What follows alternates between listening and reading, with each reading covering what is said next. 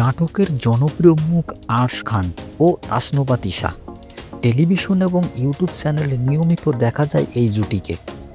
সম্প্রতি প্রিন্স রোমার পিউকোর রচনা ও পরিচালনায় মুক্তি পেয়েছে আরশ তিশার নতুন নাটক পড়তে আমার ভাল লাগে না।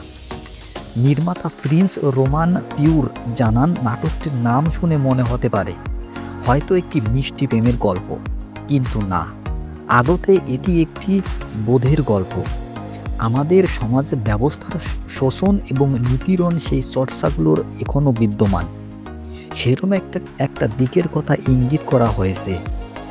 শূন্য পকেটের জীবন কতটা দুর্বিষহ, কিন্তু একজন মানুষের নিয়ন্ত্রণহীন রাগ, ক্ষোভ, জেদ অন্যের কতখানি ক্ষতি করতে পারে সেটাই ফুটিয়ে তোলা হয়েছে এই নাটকে।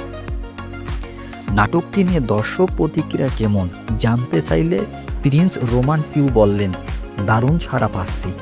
আসলে গল্পটি জীবন ঘনিষ্ঠ হওয়ায় বেশিরভাগ মানুষই তা রিলেট করতে পারছেন এবং অনেকেই চাইছেন এটির দ্বিতীয় পার্ট আসুক।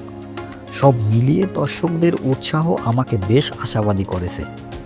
আমার নির্মিত নাটকের গল্পগুলো বেশিরভাগ সময়ই জীবন ঘনিষ্ঠ হয়ে থাকে। হয়তো সামনে এমন গল্পের সংখ্যা আরও বাড়বে।